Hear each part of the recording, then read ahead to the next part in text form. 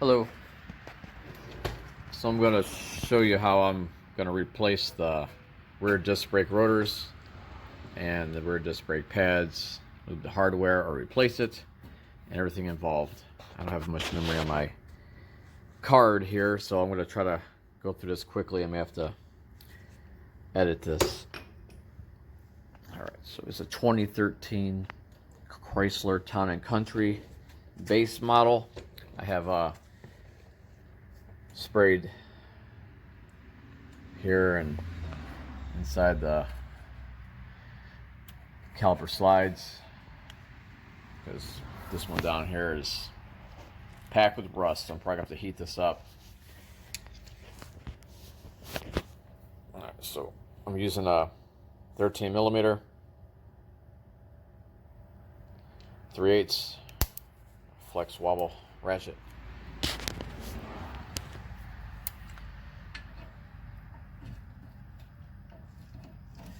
Alright, put this phone up.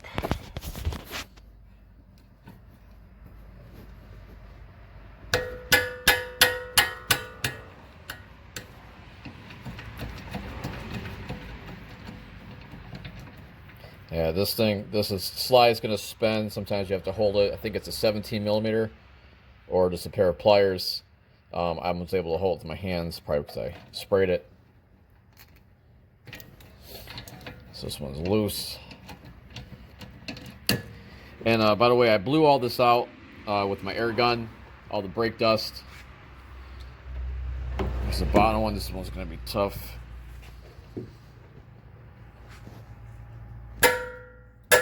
I'm just hitting it with my hand as I'm holding this so I don't lose it. Obviously, wear safety glasses and a dust mask if possible. Any other protection you feel you might need. Gloves. Earplugs even. If you're sensitive to an air compressor or an air impact. This is over here.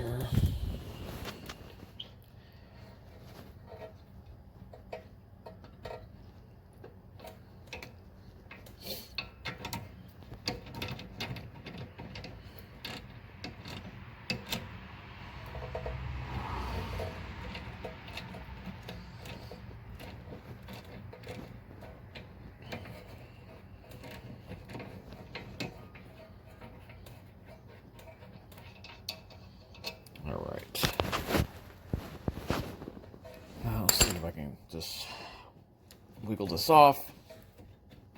I'm just wiggling it back and forth, but since these brake pads are so low, it's pretty tight. Let me grab my screwdriver that I probably didn't bring. Okay, here we go. This little screwdriver I use for something else. Usually need a bigger one.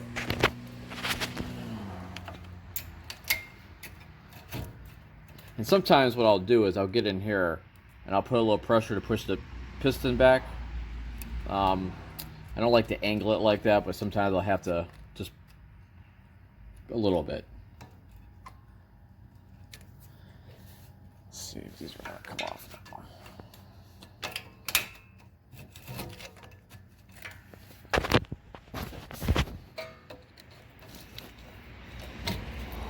Trying to set my phone to landscape mode, but it's in my shirt pocket.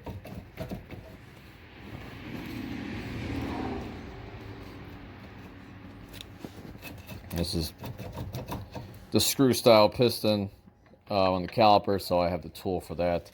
I'll probably have to do that in another video because I don't have enough memory.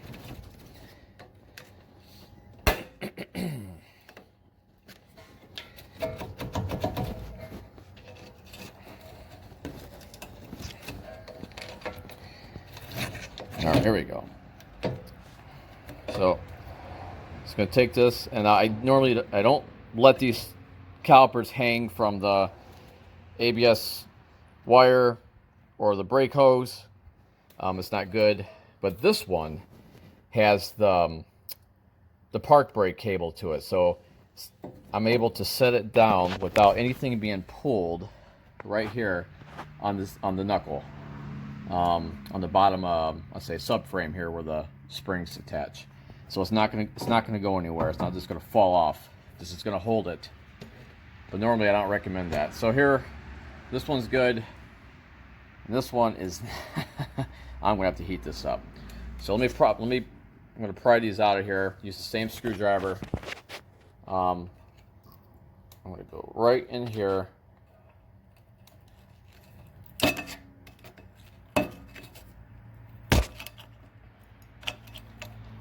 And obviously it's a little screwdriver. I'm not using a lot of leverage. These aren't in here that tight.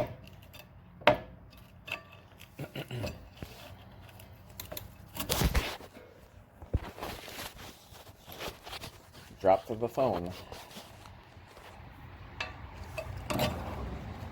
Alright, so this one's out.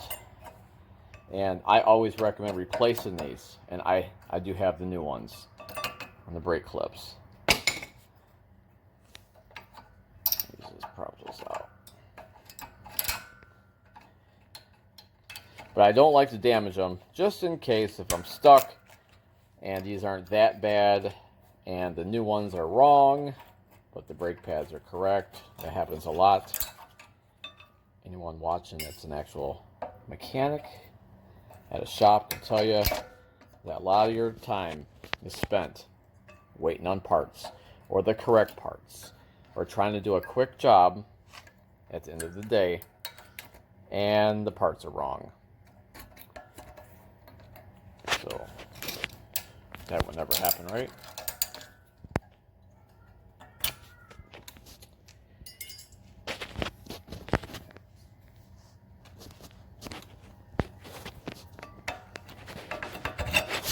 This one just came right off. This is the bad one. I wanted you guys to see this. No brake pad left at all. Gone. And that's because this is froze. So I'm going to take the brake caliper bracket off. I might have enough memory on this to do that. Now, it is a 3/4 or 18 millimeter. 18 millimeter. Yeah, I have the generic earthquake. My other impact broke after 22 years. So I'm going to try this without hurting myself, since I already loosened this one, but so I use impact swivels. And I got one more to go here. Except this is where I'll have to move the brake caliper. The one I said don't let hang.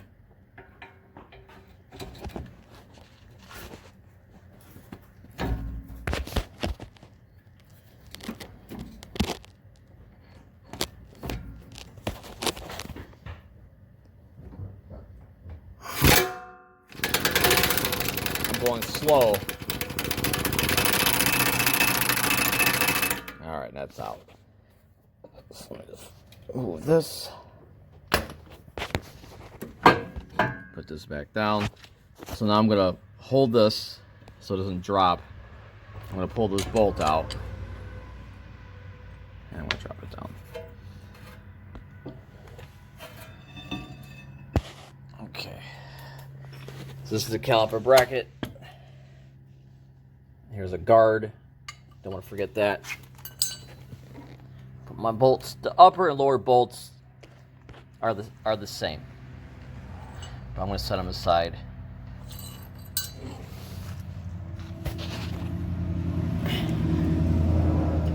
Take these brake clips out.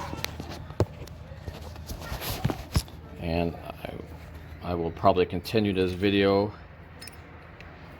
once I have this. Once I have this, I'll do a video of me heating this up and getting this out of here. Alright, so now I'm going to remove the disc brake rotor. So I'll prop this up so you can see.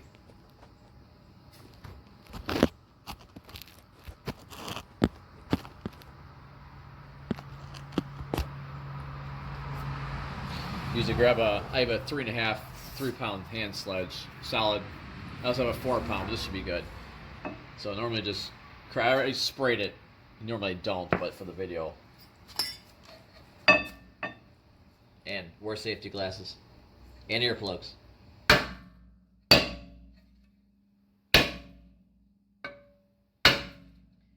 Few hits and it's loose. It's not that difficult. Some are. Some I've had to cut with a cutoff saw. Some cuts in there, and then you hit it and it shatters. But I've had them pretty bad. This one wasn't too bad, but you can see it's all tore up. And I normally am going to grab.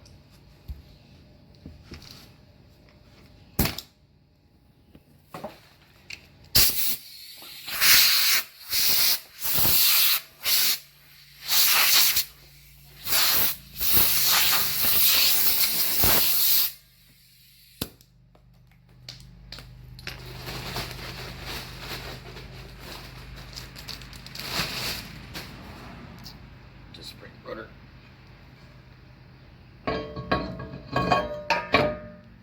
That's it. Some have the little locking clips, and some have the holes with the screw in there, sometimes two that screw right into the hub, the wheel bearing hub. So I'm not going to put this on yet because I'm going to lube this up and clean this up. Just wanted to show you. Alright, so I got my torch now.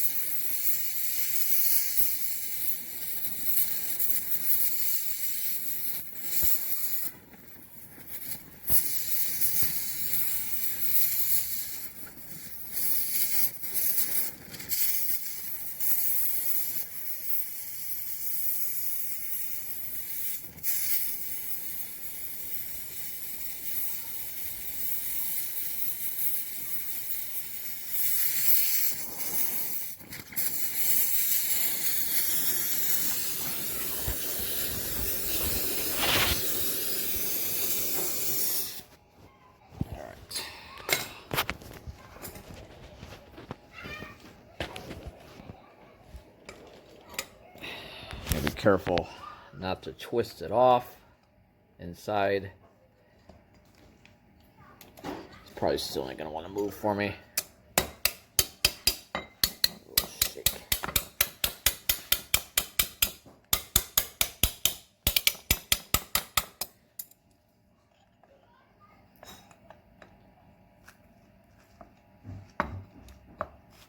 All right, there it goes.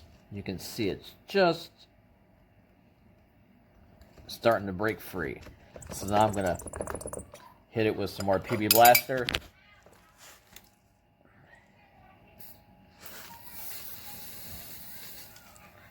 Whee! This is what you don't see on most videos. of when this stuff happens. That's why I'm trying to make my videos with real life issues. So if you feel you're stuck, you're not.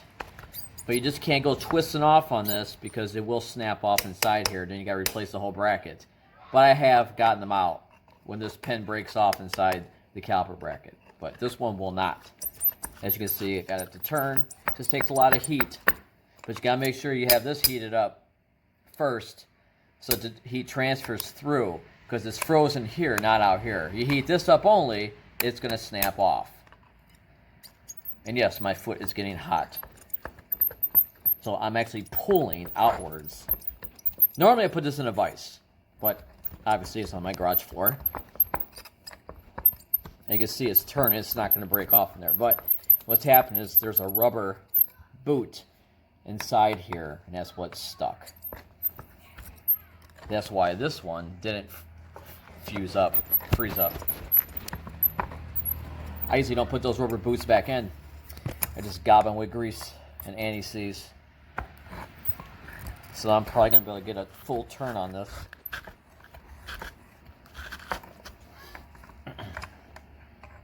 Just takes time. So not all brake jobs are easy. Most of them are like this. You know, the whole saying, oh, we'll throw some brakes on a car. Well, 3 hours later, this happens. Especially when you don't know what you're doing or have the confidence. But yeah, this would be much easier if I just put it in the vise and if I had my a way to hold this phone.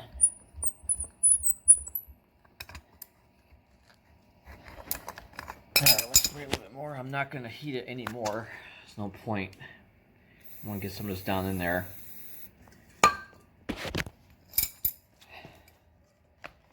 Alright, I'm going to try to hold this. With the hammer. Before I run out of space. So I'm going to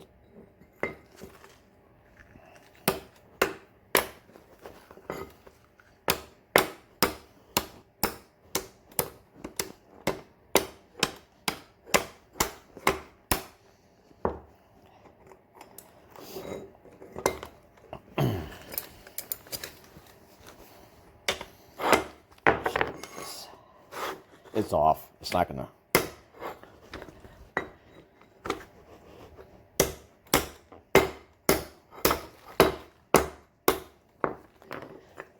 Yeah, it moved a little. But stuff like this could just eat so much of your time away, especially when you're building out a job. You know, this is September 24th. September 24th, the year 2020. Rear disc brake rotors and brake pads on a 2013 Chrysler Town and Country at a shop that probably charge $400 to about $475 for rotors, pads, regardless if this happens or not. It's right around what the cost would be. I could be wrong, but I've been doing this for a while, and I've had customers come to me because they got quoted $1,000. And I mean, I do see where the money can come from sometimes, but just about half the brake jobs, this stuff happens.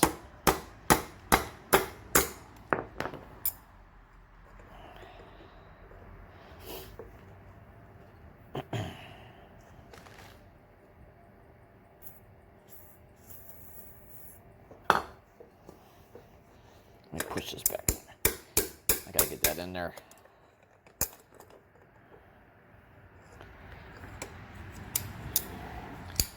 That's why I use my generic pliers when I'm applying heat.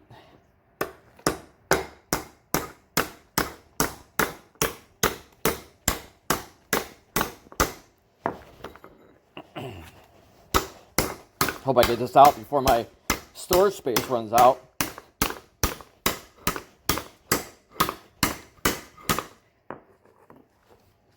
Well, it's out more.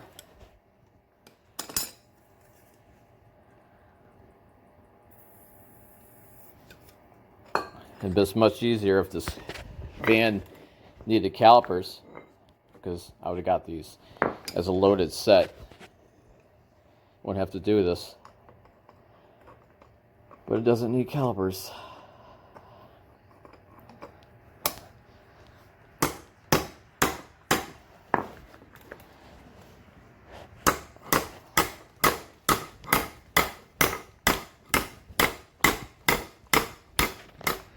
Alright, my video cut off, but I wanted to show you that the slide pin is going to come out. And I don't mean like this, like they should when they're properly lubed, okay, and you don't have that stupid piece of rubber on the end.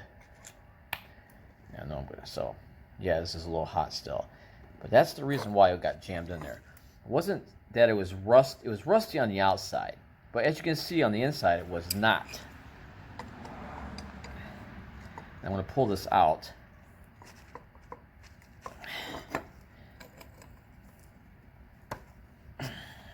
Okay. See that rubber piece right there? Now, it's going to be real hot, I think. Still. Yeah, this rubber piece right here. Let me do this better. All right. This rubber piece binds in there. Certain grease that you put in the caliper bracket slot will swell this. And so a lot of times I just, well, don't put these back on. And I don't have issues with them.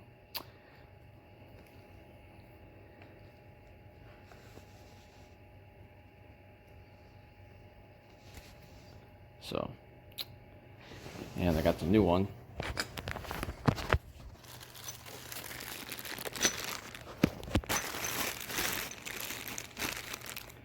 That one's got the piece on it, or the indentation, you know, part, and this one does not. So I'm gonna replace it, so I'm not putting that rubber piece back on. All right, and the last part of the video will be me compressing the piston, or